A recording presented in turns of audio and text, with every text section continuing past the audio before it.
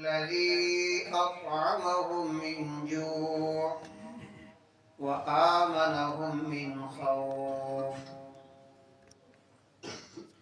سورہ قریش مکی سورت ہے، 4 آیتیں اور 1 رکوع ہے۔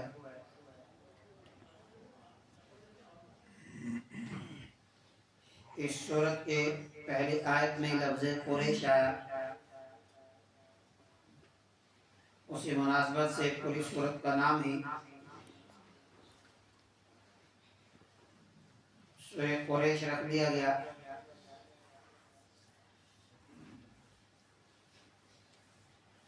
پچھلی سورت میں یمن کا ذکر آیا، ابرہہ یمن سے اٹھا اور مکہ المکرمہ پہنچا خانہ کعبہ کو گرانے کے لیے۔ اللہ رب العالمین نے اس کو نشان عبرت بنایا، کسی بڑی فوج اور بڑے لشکر کو نہیں اتارا، چھوٹے چھوٹے پرندوں کے جھنڈ نے ابرہہ اور اس کی فوج کو شکست دی، اور ابرہہ تڑپ تڑپ کے مرا اور جسم پر کیڑے پڑے۔ اللہ رب العالمین نے اہل مکہ کو اپنا یہ احسان یاد دلایا کہ تمہیں کچھ نہیں کرنا پڑا، میں نے خود اس گھر کی کس طرح حفاظت کی۔ اگلی صورت میں قریش مکہ کو پھر کچھ احسانات یاد دلائے، چونکہ مکہ المکرمہ ایسی جگہ ہے جہاں پانی کا کوئی انتظام نہیں، صرف پہاڑ ہی پہاڑ، کھیتی باڑی کا وہاں کوئی آدمی سوچ بھی نہیں سکتا، اور مکہ والوں کے پاس کمائی کا اس طرح کوئی ذریعہ نہیں تھا کہ وہ کھیتی باڑی کریں، اس طریقے سے اپنے زندگی کا گزر بسر کریں۔ اس کے لیے یہ لوگ سال میں 2 سفر کرتے تھے، تجارت کے جو 2 سفر یہ لوگ کرتے تھے، اسی میں اللہ رب العالمین ان کا پورے سال کا خرچہ نکال دیتا۔ ایک سردیوں میں سفر کرتے تھے اور ایک گرمیوں میں۔ سردیوں میں یمن جاتے تھے، گرمیوں میں ملک شام چلے جاتے تھے۔ اب چونکہ یہ مکہ کے رہنے والے ہیں، خانہ کعبہ کے پڑوسی ہیں، تو ہر کوئی ان کو عزت اور احترام کی نگاہ سے دیکھتا تھا۔ جن جن راستوں سے گزرتے تھے، لوگ ان کے لیے کھانے کا انتظام کرتے، لوگ ان کے لیے بستر کا انتظام کرتے۔ سفر میں جو پریشانی آتی ہے انہیں ان پریشانیوں کا سامنا نہیں کرنا پڑتا تھا۔ اور پھر جب یہ تجارت کے لیے یمن پہنچتے تھے یا شام پہنچتے تھے، وہاں بھی لوگ ان کا جو مال ہوتا تھا اس کو مہنگا خریدتے تھے۔ وہ اس لیے مہنگا خریدتے تھے کہ یہ سب خدام کعبہ ہیں، بیت اللہ کے پڑوس میں رہتے ہیں، وہ برکت سمجھ کے ان کا مال مہنگا لے لیتے تھے، اور جب انہیں اپنا سامان دینا ہوتا تھا تو سستا دیتے تھے، خانہ کعبہ کا خادم سمجھ کر، اور بعض لوگ انہیں مفت میں دے دیتے تھے، جس کی وجہ سے انہیں بہت زیادہ نفع ہوتا تھا۔ اس زمانے میں قافلوں کا صحیح سلامت کہیں پہنچنا، اور پھر وہ بھی تجارتی قافلے کا، یہ بھی کوئی آسان کام نہیں تھا۔ راستے میں لٹیرے ہوتے تھے، ڈاکو ہوتے تھے، وہ قافلوں کے اوپر حملے کرتے تھے۔ لیکن یہ جو قریش جب سفر کے لیے نکلتے تھے، اگر کہیں ڈاکو کا حملہ ہونے والا ہو تو انہیں پتہ چلتا کہ یہ تو خانہ کعبہ کے پڑوسی ہیں، مکہ سے آئے ہیں، تو ڈاکو بھی ان کے اوپر کسی طرح کا کوئی حملہ نہیں کرتے تھے، وہ لوگ بھی ان کا احترام کرتے تھے۔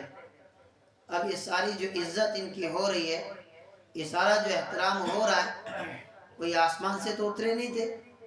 اگر کوئی ان کو عزت کی نگاہ سے دیکھ رہا ہے، ان کی مہمان نوازی کر رہا ہے، وہ تو سب بیت اللہ کی برکت ہے، خانہ کعبہ کے پڑوسی سمجھ کر اور خدام کعبہ سمجھ کر ان کے ساتھ یہ سب کچھ کیا جا رہا ہے۔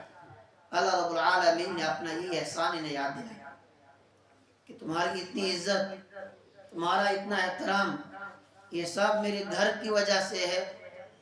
کم عقلو، اگر تمہاری عزت اتنی ہے تو کم از کم پھر اس گھر کے مالک کی عبادت و بندگی تو کرو، جو اس گھر کا مالک ہے، جس گھر کی وجہ سے تمہاری اتنی عزت ہے، تمہارا اتنا احترام ہے، اور اللہ رب العالمین نے تمہارا مال بھی اس سے محفوظ رکھا ہے، تمہاری جانیں بھی محفوظ ہیں، تو پھر اس رب کو کیوں نہیں پہچان کر اس کی عبادت و بندگی کرتے ہو؟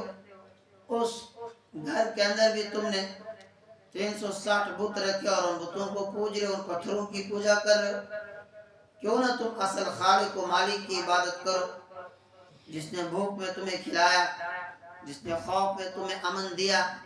ہمارے پاس تھا ہی کیا، تمہارے رب نے تمہیں اتنا کچھ عطا کیا ہے۔ ان 4 آیتوں کے اندر شروع کی 2 آیتوں میں اسی قریش کی تجارت کا ذکر آیا۔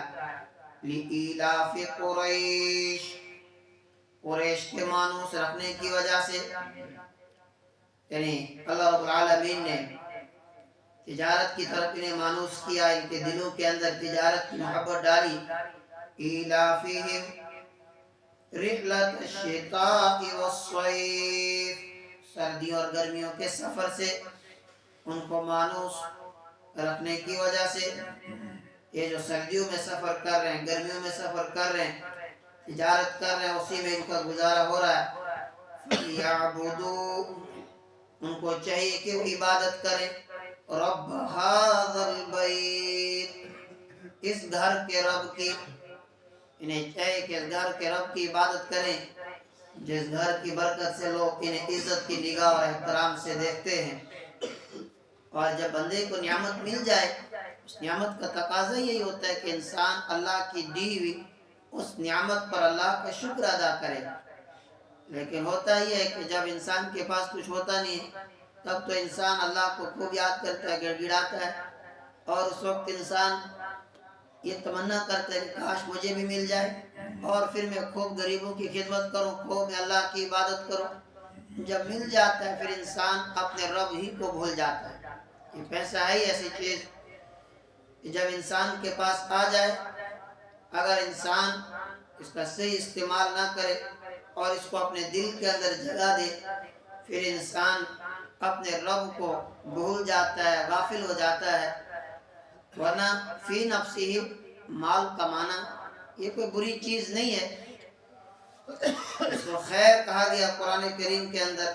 یا ایھا الذین آمنوا اذا نودی للصلاة من یوم الجمعہ فاسعوا الی ذکر اللہ وذروا البیع ذلک خیر لکم لعلکم تذکرون وَإِذَا رَأَوْا تِجَارَةً أَوْ لَهْوًا انفضوا إليها وتركوك قائما قل ما عند الله خير من اللهو ومن التجارة والله خير الرازقين۔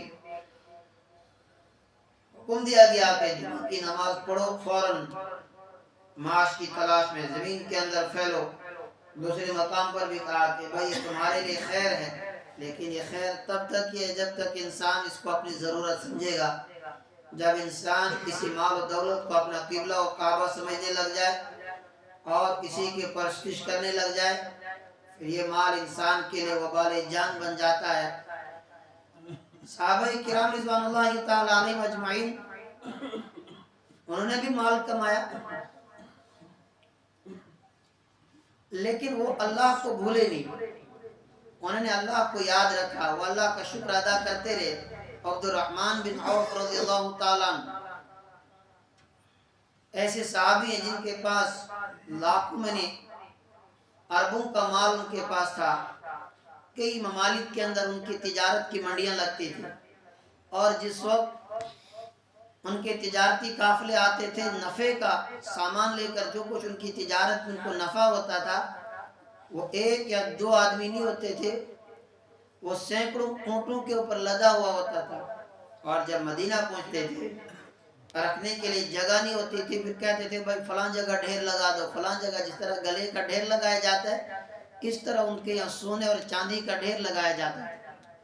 صحابہ نے بھی دولت کمائی، لیکن انہوں نے ایک تو حلال طریقے سے، حلال اور حرام کا فرق رکھتے ہوئے، دوسرا یہ کہ پھر اس دولت کا استعمال صحیح کیا، اس کے ساتھ دل نہیں لگایا، محبت اللہ کے ساتھ کی۔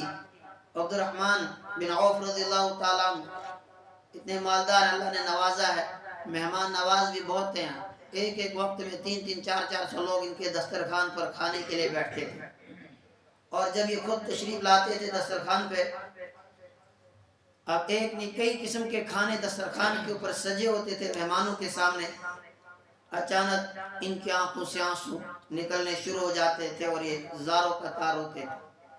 لوگ پوچھتے تھے کہ کیوں رو رہے ہیں؟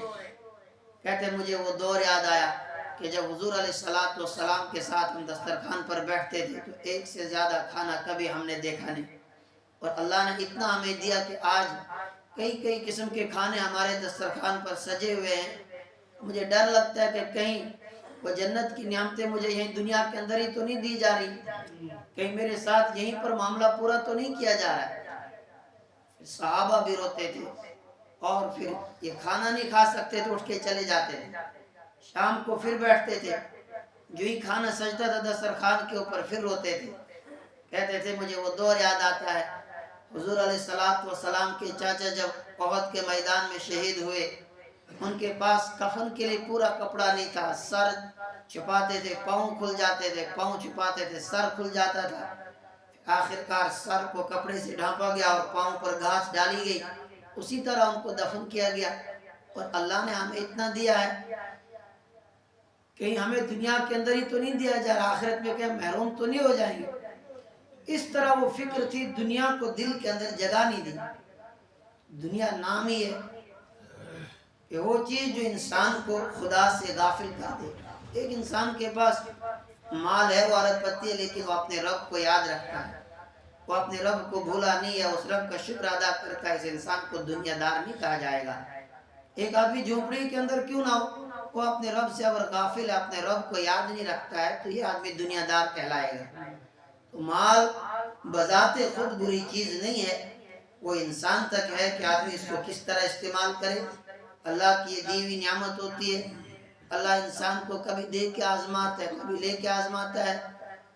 تؤتی الملک من تشاء وتنزع الملک ممن تشاء، جس کو چاہتا ہے اس کو بادشاہ عطا کرتا ہے۔ کتنے غریبوں کو ہماری آنکھوں نے اسی دنیا کے اندر مالدار ہوتے ہوئے دیکھا، اور کتنے مالداروں کو پھر بھیک مانگتے ہوئے دیکھا۔ یہ سب اس رب تک ہے، وہ کب کس کو دے کس سے چھینے، لیکن جب کسی کو مل جائے اس پر پھر اللہ کا شکر ادا کرنا چاہیے۔ پھر انسان کو قارون نہیں بننا ہے کہ انسان اپنی دولت کے اوپر گھمنڈ کرنے لگ جائے، اکڑنے لگ جائے۔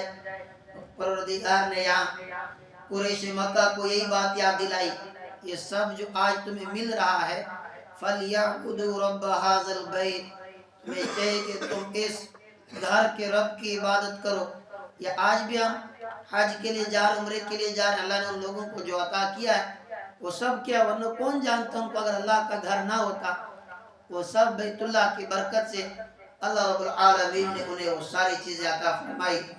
الذی اطعمہم، جس نے ان کو کھانا کھلایا، من جوع، بھوک سے، بھوک کے دنوں میں ان کو کھانے کے لیے اتنا کچھ عطا کیا، وآمنہم من خوف، اور انہیں خوف سے امن عطا کیا۔ یہ سارے کافروں کو خطرہ رہتا ہے کہ راستے میں کوئی لوٹ نہ لے، لیکن ان کی ہر کوئی عزت کرتا ہے، ڈاکو بھی ان کی عزت و احترام کرتے ہیں، وہ بھی ان کے ساتھ کسی طرح کی کوئی چھیڑخانی نہیں کرتے ہیں۔ اللہ تعالیٰ ہم سب کو قرآن کریم کی صحیح سمجھ عطا فرمائے۔